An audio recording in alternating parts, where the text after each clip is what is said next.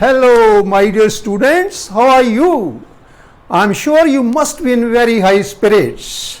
I welcome you all to Saini Physics classes. I'm Professor H.R. Saini. My aim is to make physics interesting, easy to understand and a scoring subject for you. तो प्यारे बच्चों, आओ शुरू करते हैं हम आज का टॉपिक।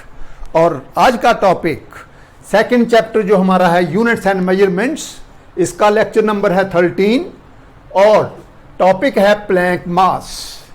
जैसे कि मैंने आपको दो पहले वीडियोस में जिनमें मैंने डिस्कस किया Planck time and Planck length, ये बताया था कि मैक्स प्लैंक ने 1899 में एक नया सिस्टम ऑफ यूनिट्स डेवलप किया जिसको हम कहते हैं प्लैंक यूनिट्स, और we call it as the natural units और गॉड्स यूनिट्स। और इसमें, इस सिस्टम में, इन यूनिट्स में प्लैंक ने जो 4 फंडामेंटल फिजिकल कांस्टेंट्स हैं, namely capital G the universal gravitational constant, H the Planck's constant, C the velocity of light in vacuum, and Kb the Boltzmann constant. He took these physical fundamental constants as the fundamental physical quantities instead of mass, length and time etc., and expressed mass, length and time in terms of these fundamental physical quantities. और जैसे कि इससे पहले videos में मैंने आपको बताया कि what is the value of Planck time, Planck length by finding the dimensional formula for Planck time and Planck length in terms of G, H and C. और मैंने आपको कहा था कि आप एच भी यूज कर सकते हैं प्लैंक्स कांस्टेंट, और you can use h cross which is equal to h upon 2 pi, जिसको हम रिड्यूस्ड प्लैंक कांस्टेंट भी कहते हैं। सो जो पहले वीडियोस थे उनमें भी मैंने एच क्रॉस यूज किया, तो यहां पे भी मैं एच क्रॉस ही यूज करूंगा। लेकिन एग्जाम में हो सकता है तो आपको ये ऐसे क्वेश्चन पूछे, बहुत इंपॉर्टेंट क्वेश्चन है, ये कंपटीशन में भी आ चुका है, वैसे भी बहुत बार पूछ लेते हैं, इसलिए मैंने आपको ये तीनों करवाए कि वो कह सकता है कि if instead of taking mass, length and time as the fundamental physical quantities we take universal gravitation constant, Planck's constant and velocity of light in vacuum as the fundamental physical quantities, then what will be the dimensional formula of mass, dimensional formula of length and dimensional formula of time। और फिर वो कह सकता है कि इस length को क्या कहते हैं, इस टाइम को क्या कहते हैं, इस मास को क्या कहते हैं। तो वो मैंने आपको नाम बताए, लेंथ को प्लैंक लेंथ, टाइम को प्लैंक टाइम और मास को Planck mass. And Planck mass is denoted by, जैसे प्लैंक टाइम मैंने डिनोट किया था बाई टीपी, प्लैंक लेंथ करी थी बाई एलपी, और प्लैंक मास को हम करेंगे MP. Now let us find the dimensional formula of Planck's mass in terms of these 3 fundamental physical constants. तो मैं कहता हूं कि let MP equal to ji raise to the power x, h cross raised to the power y and c raised to the power z. So we have to find the values of x, y and z. अब देखिए इसका नाम मैं रख लेता हूं equation number 1। अब जैसे मैंने आपको पहले बताया कि हम क्या करेंगे, we will write down the dimensions of these 4 physical quantities involved in this relation, और फिर हम इक्वेट करेंगे powers of m, l and t using the principle of homogeneity of dimensions, और वहां से वैल्यूज निकाल लेंगे एक्स, वाई, जेड की और यहां पुट कर देंगे, तो we will get the dimensional formula for Planck's mass. So writing the dimensions of, लिखना कैसे आपने, पुटिंग द डायमेंशंस ऑफ और writing the dimensions of the various quantities, we get left side पे बेटा ये mass, and mass is m1, length नहीं है तो l0, टाइम नहीं है तो t0, इक्वल टू ये जी की डायमेंशंस आपको पता है, नहीं याद हो जवानी तो आप निकाल सकते हैं, जैसे मैंने आपको बताया m-1 l3 t-2 raise to the power x। अब h क्रॉस की h वाली, क्योंकि h cross is h upon 2 pi और 2 pi is dimensionless, So this is m1 L2 t minus 1 raised to the power y, or c is the velocity of light, L1 t minus 1 raised to the power z. Now let us simplify right hand side. You know that when bases are same, powers are added. तो यहां से आ गया m raised to the power minus x, और यहां से आ गया m raised to the power y. So because base is the same, that is m, so powers are added. So m raised to the power minus x plus y, L raised to the power 3x plus 2y, और यहां से आ जाएगा z, और t raised to the power यहां से आ गया minus 2x, यहां से आ गया minus y, और यहां से आ गया minus z. Now, according to the principle of homogeneity of dimensions, the given relation will be true, or it will be valid, or it will be accurate only if it is dimensionally balanced. तो हम यहां पे क्या लिखेंगे, ये note करते जाए करो साथ साथ.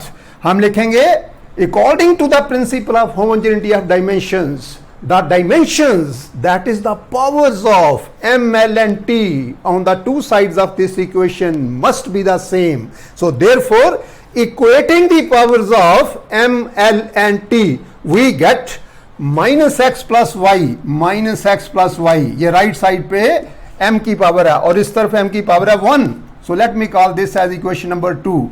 Then I will say the power of L is 3x plus 2y plus z. तो यहां से आ गया 2x plus 3x plus 2y plus z, and this is equal to 0 because power of length on left hand side is 0. Let me call this as equation number 3. और उसके बाद t की power minus 2x minus y minus z equal to 0. We call this as equation number 4. या आप ऐसा कर सकते हैं, नेगेटिव साइन ले लो कॉमन, तो यहां से आ गया 2x, और 0 क्यों आई right hand side, because on the left hand side the power of t is 0. 2x plus y plus z equal to 0. Let us call this as equation number 4. Now from these three equations 2, 3 and 4, we have to find the values of x, y and z. तो क्या करो, let us subtract equation 4 from equation 3. तो क्या लिखेंगे, subtracting equation 4 from equation 3, we get 3x minus 2x will be x, 2y minus y will be plus y, and z minus z will be 0, और right hand side पे आ गया 0. Let us call this as equation number 5. Now let us find x and y from 2 and 5, और उसके लिए let us add equations 2 and 5. तो लिखेंगे क्या हम, adding equations 2 and 5 we get, जब बेटा ये ऐड करेंगे minus x will go with minus x, y plus y is 2y, और राइट साइड पे आ जाएगा 1 plus 0 equal to 1. So we get 2y equal to 0, therefore y equal to 1 by 2. और अब ये y की वैल्यू यहां पुट करो तो x की वैल्यू आ जाएगी. तो लिखो from equation 2 we get y equal to, ये मैं उस तरफ ले गया x, तो ये आ जाएगा equal to y equal to 1 plus x, sorry, x equal to, this will be, we have to find the value of x. X will be equal to y minus 1, y minus 1, and y is 1 by 2. 1 by 2 minus 1, that is minus 1 by 2. So the value of y is minus 1 by 2. अब हमने z की value निकालनी है, so we will put the values of x and y in equation 4. So therefore from equation 4 we get 2 into x, and x is minus 1 by 2, minus 1 by 2. Then plus y, plus what is y? Y is 1 by 2, and plus z equal to 0. Or you can say that this 2 goes with this 2, minus 1 plus 1 by 2 plus z equal to 0. Or you can say that minus 1 plus 1 by 2 will be minus 1 by 2 plus z equal to 0, and therefore z equal to 1 by 2. So we have found the values of x, y and z. Now putting these values of x, y and z in equation 1, we get mp equal to g raised to the power x, and what is x? X is minus 1 by 2, h cross raised to the power y, and what is y? 1 by 2 into c raised to the power z, and what is z? Equal to 1 by 2. Or I can say that mp equal to Planck mass equal to, अब देखिए ये g की power है minus 1 by 2, नीचे आके हो जाएगी plus 1 by 2, तो h cross raise to power 1 by 2, c raise to power 1 by 2 over capital G raised to the power 1 by 2, and this means power 1 by 2 means square root, so this will be square root of h cross c divided by capital G. So please remember, Planck mass equal to square root of h cross c divided by G. So that is how we can find the value or dimensions. अगर dimensions की बात करें तो dimensions of Planck mass are minus 1 by 2 in universal gravitational constant, 1 by 2 in reduced Planck constant, and 1 by 2 in velocity of light in vacuum. और अगर value की बात करें तो यहां से अब मैं वैल्यू निकालूंगा h cross c over g under root, because I know the values of h cross c and g. So therefore mp, that is Planck mass, equal to under root of h cross. H cross is h upon 2 pi, and h is 6.62 into 10 raised to the power minus 34 divided by 2 pi, 2 into 3.142, और into आ जाएगा c, and c you know is 3 into 10 raised to the power 8 divided by capital G, and that is 6.67 into 10 raised to the power minus 11, so many kilogram. If you calculate it, it will come out to be equal to 2.18 into 10 raised to the power minus 8 kilogram. So that is the value of Planck mass. Now let us convert it into grams. Kilogram में बेटा ये आपने याद रखनी value. How much is the value? 2.18 into 10 is power minus 8 kilogram. और अगर ग्राम बनाने हैं तो we have to multiply it by 1000. तो 2.18 into 10 power minus 8 into 10 raised to power 3. So many gram. This is equal to 2.18 into 10 raised to power minus 8 plus 1 will be minus 5 gram. और इसको ऐसे लिख सकते हैं, ये डेसिमल एक place आगे ले जाओ और यहाँ पे पावर एक कम कर दो, 21.8 into 10 raised to power minus 6 gram, and that is 10 power 6 minus 6 gram is called microgram. So therefore this is about 21.8 microgram. So remember, the Planck mass is about 21.8, that is you can say 22 microgram. So that is how you can find the Planck mass. So ये तो बेटा जी होगी, तीनों हो गई. पहले दो video में मैंने आपको समझाया था Planck टाइम, Planck लेंथ, और ये हो गया Planck मास.